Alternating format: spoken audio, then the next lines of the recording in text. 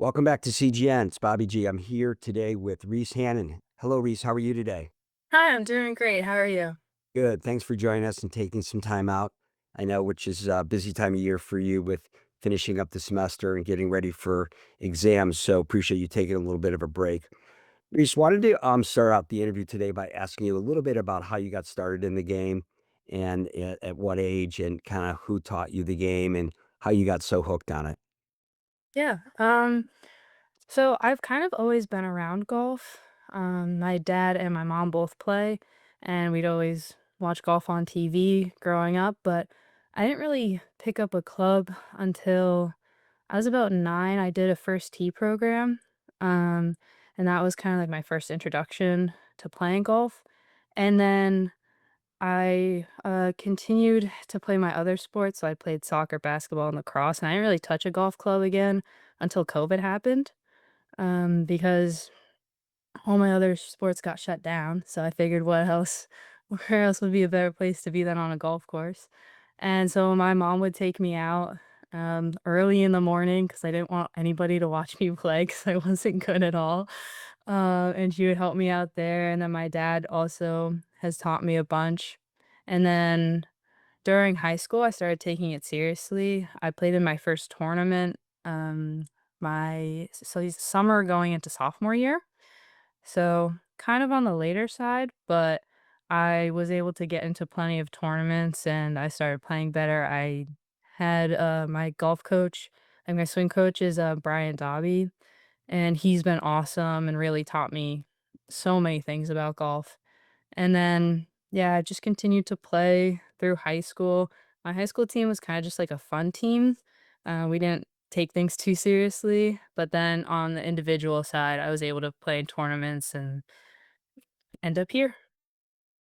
So you're quite modest, which is really neat. You mentioned a few other sports, but you also were a very competitive basketball player as well, from according to the notes that I was provided. And you had not only were you 4-year ladder person in golf, but also in basketball. So, uh, what was it about basketball that you liked so much? Um, I love basketball. I have been playing basketball since I can remember. There's a video of me, learning my ABCs to dribbling a basketball.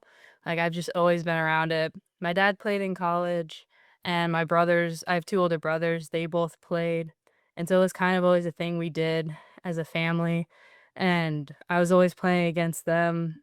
I played on mostly boys' teams growing up just 'cause that's all my town had, and then my dad coached my team once we got to an age that they had, like, girls' teams, and we were just great, and I loved it. I continued it through high school. I also love watching basketball. Um, I'm a big OKC fan. I know that's everyone asks if I'm a bandwagoner now, but I promise I've been for a while. So yeah, I don't know. There's just the competitive aspect, and I love the team side of it. Just like always helping people get better. I was never like the leading scorer or anything, but I always made sure that we had the right decisions being made. I always worked as hard as possible, and I think that kind of translated into how my mental game is with golf. That's great. We're going to touch on the mental game in a little bit minute, but let's talk about after you finished up high school and how did you decide to wind up at Lehigh? Well, when I was looking I when I went into high school, I honestly thought I was gonna play basketball in college, so it was a very much a switch around from what I originally was planning on doing.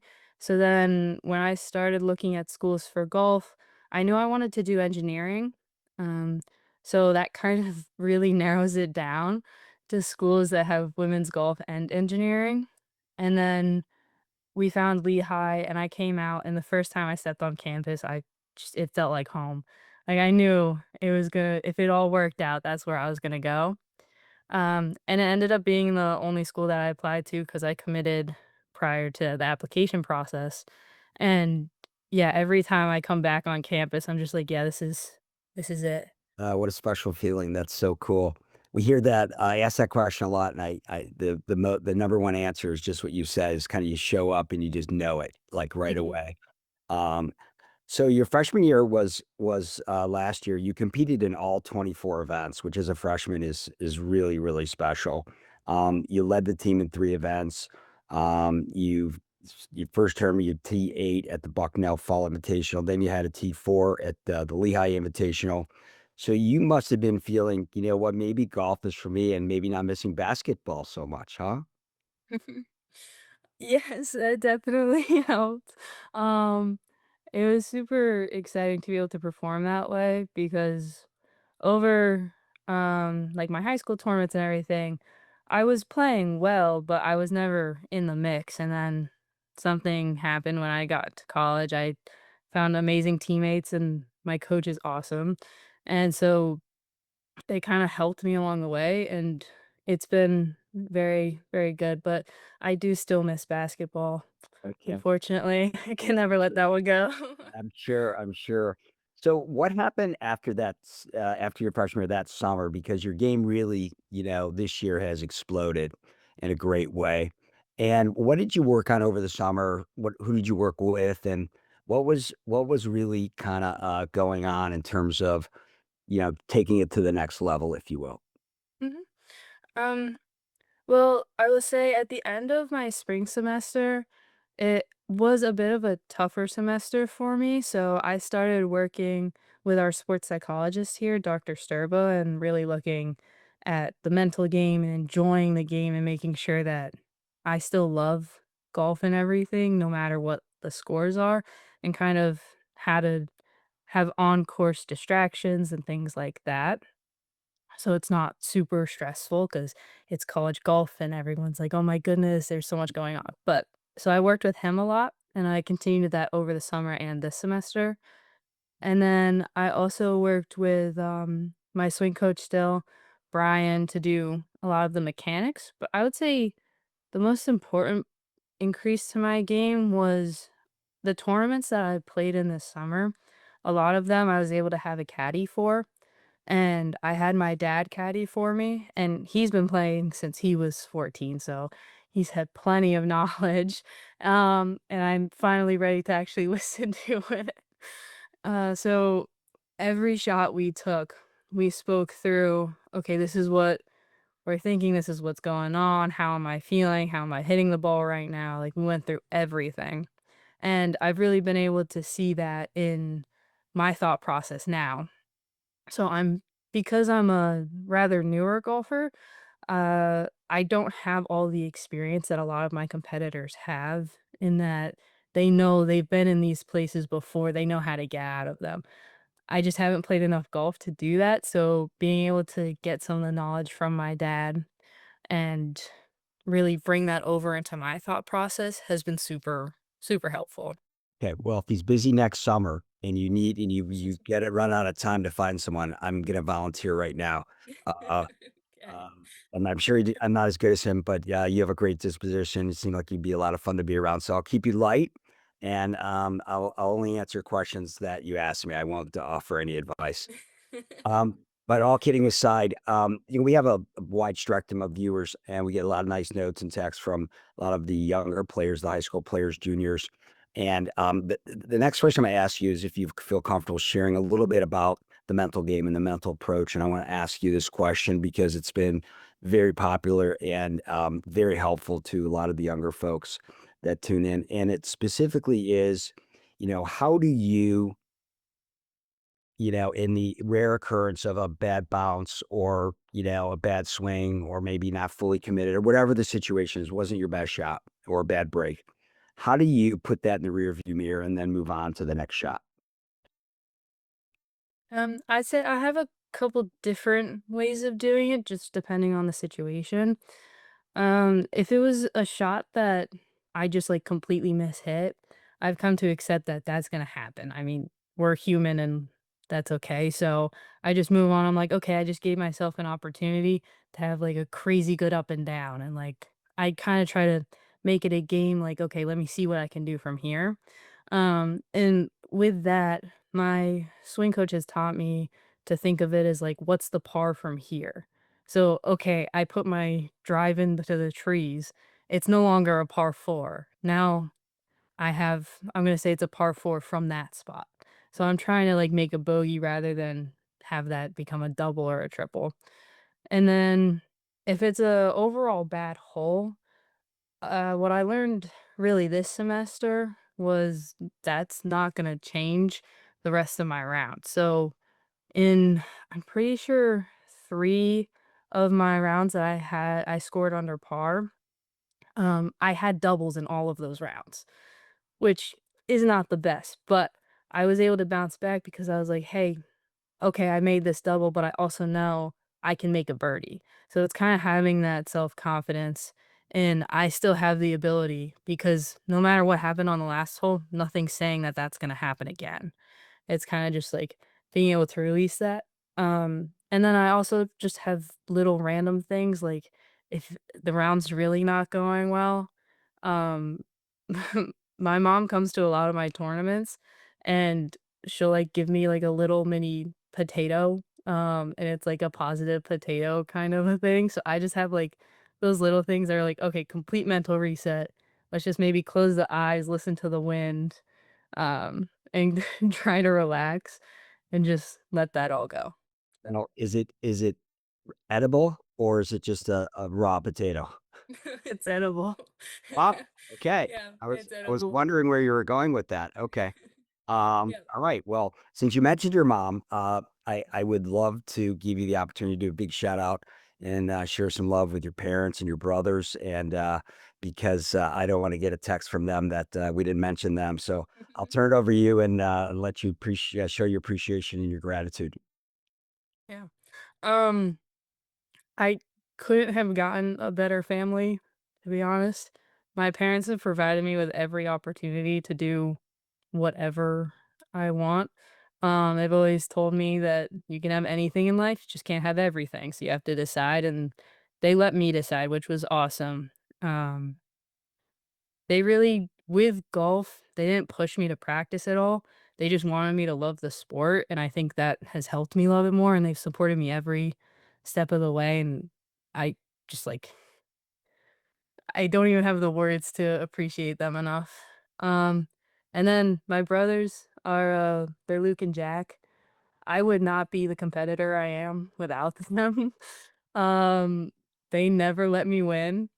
Growing up, I Wow. mean but, yep, they're both older, so they're 5 and 3.5 years older than me, and they're both also very athletic, so it was always a competition, whether it was playing basketball in the, driveway or, like, we play tackle football in the snow, like, it is it was kinda just always try to be the best you can be, and I truly am the person I am today because of them. So I assume that they're afraid to put their golf shoes on and come out to the golf course because you would whoop them pretty badly. So sounds like the competition is limited to, the basketball court and some football.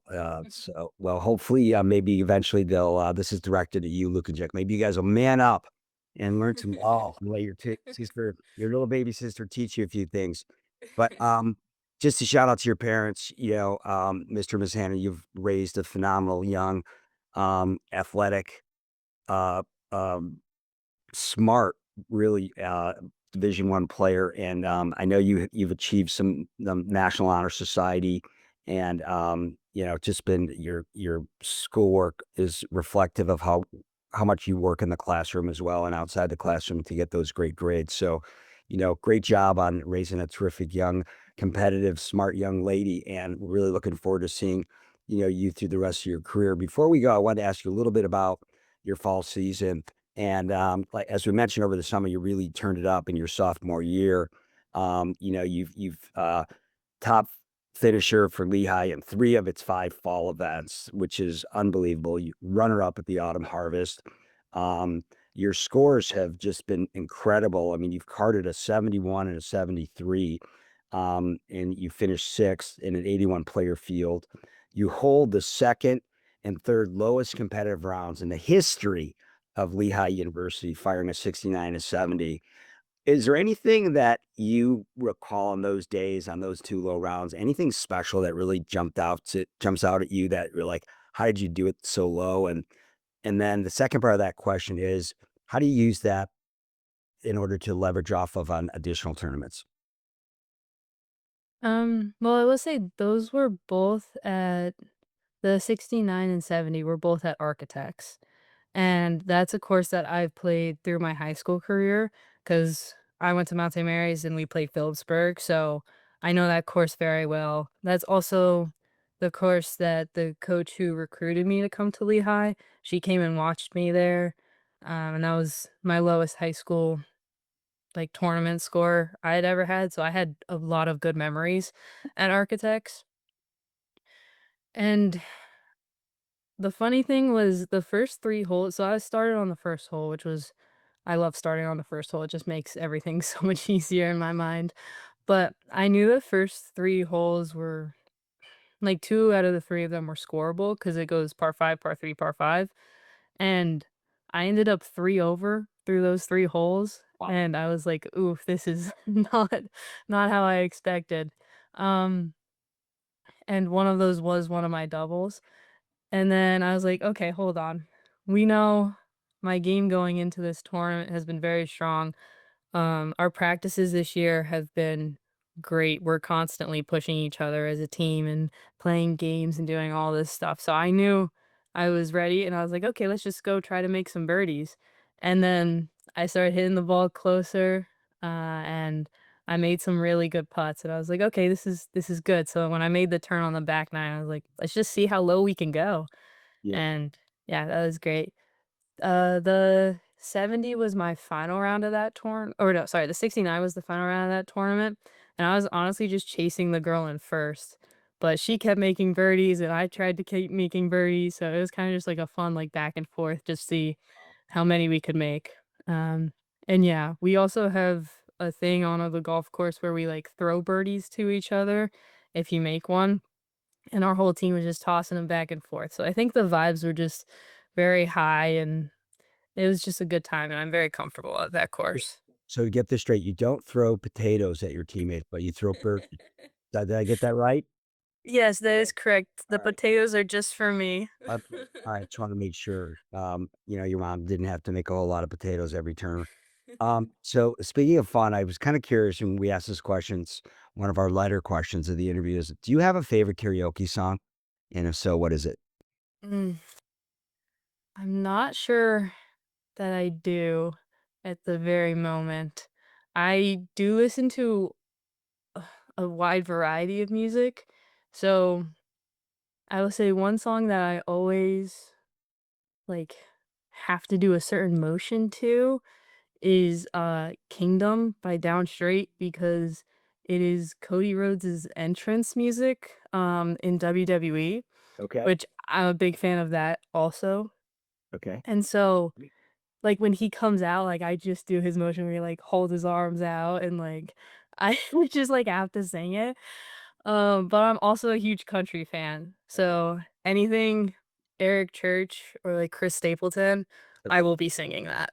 All right. Yeah. Well, we've been tabulating those, and we're gonna put them up at the end of the semester, so we'll see how it ranks, and then we're gonna do a little vote on that. So the last question for you today is, looking forward to next semester, what are your personal goals and the team goals for next semester?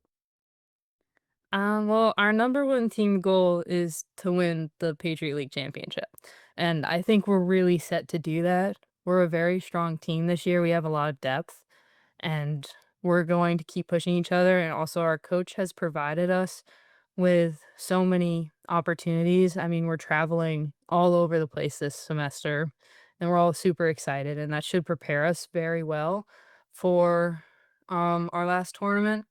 And then personally, I just wanna continue the semester that I've had, cause last year I did have, like, a struggle period switching from fall to spring, and I'd like to just keep this momentum going, and who knows, possibly win a tournament, Great. but that's always in the back of my mind, but yeah, I just wanna keep playing the way I am, keep supporting my team through scores and, um, on and off the course, so, Great. yeah. Well, we're big fans here of you and Lehigh at CGN, and really appreciate your time today, and we'll be following and watching, and rooting you on. So thanks again for taking the time out.